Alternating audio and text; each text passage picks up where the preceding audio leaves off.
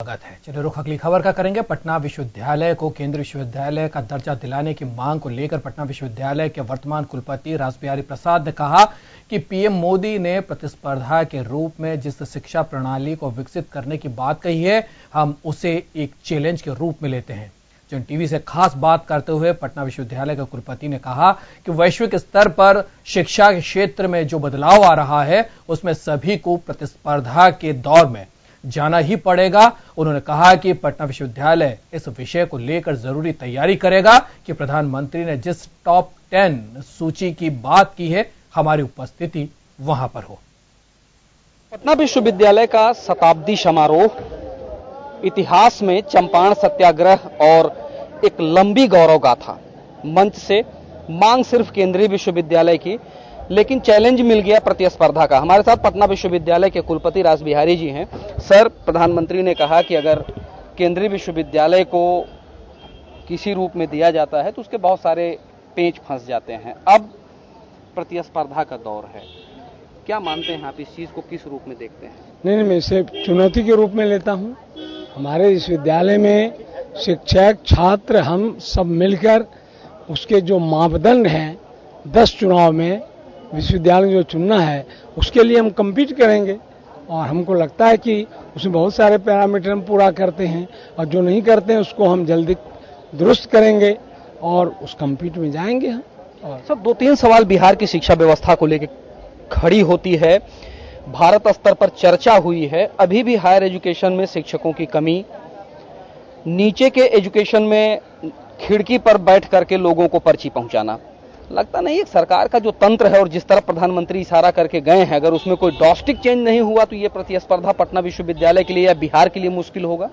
नहीं, आप खिड़की पर बैठ कर परीक्षा देने, ये तो पुरानी हो गई।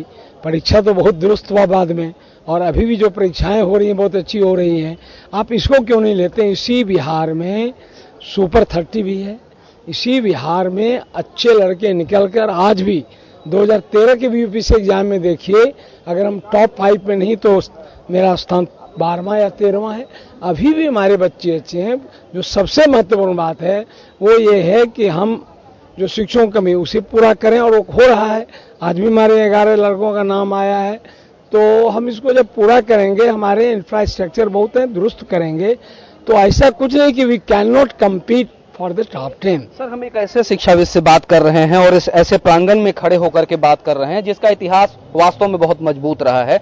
बड़ा सवाल यही है कि जिस तरीके का परीक्षा परिणाम इंटर का आया है, कम से कम दिल्ली यूनिवर्सिटी में पटना के बच्चे नहीं पहुंच पाए, बिहार के बच्चे नहीं पहुंच पाए। किस रिफॉर्म्स की तरफ हम लोग बढ़े हैं?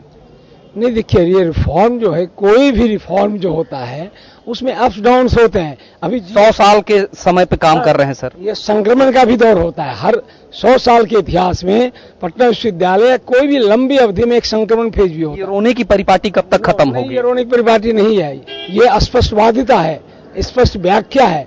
और आप जो कह रहे हैं कि एक तरफ आप कर रहे हैं बिहार एग्जाम का कि हमारे लड़के वहां एडमिट हैं, हम पटना विश्वविद्यालय की बात आपसे कर रहे हैं। हमको कोई रोना नहीं है।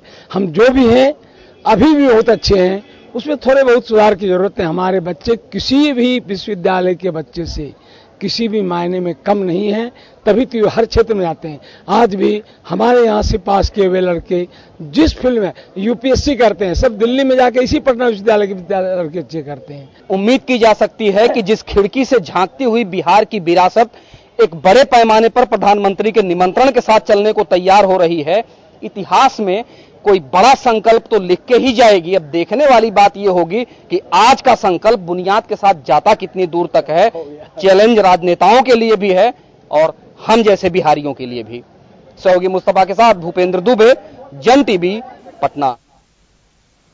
चलिए आगे बढ़ेंगे। बिहार के पूर्व शिक्षा मंत्री और कांग्रेस के पूर्व अध्यक्ष अशोक चौधरी ने प्रधानमंत्री द्वारा केंद्रीय विश्वविद्यालय का दर्जा पटना विश्वविद्यालय को नहीं दिए जाने को लेकर कहा कि इस बात से हमें निराशा हाथ लगी है। हमें उम्मीद थी कि पटना विश्वविद्यालय को केंद्रीय विश्वविद्यालय का दर्जा मिलता, लेकिन जिस प्रतिस्पर्धा की बात प्रधानमंत्री ने कही है उसके लिए पटना विश्वविद्यालय तैयार है। लेकिन इस विश्वविद्यालय के पूर्व छात्र के तौर पर मैं ये कह सकता हूं कि जिस चीज की उम्मीद बिहार को थी वो प्रधानमंत्री ने बिहार को नहीं दी।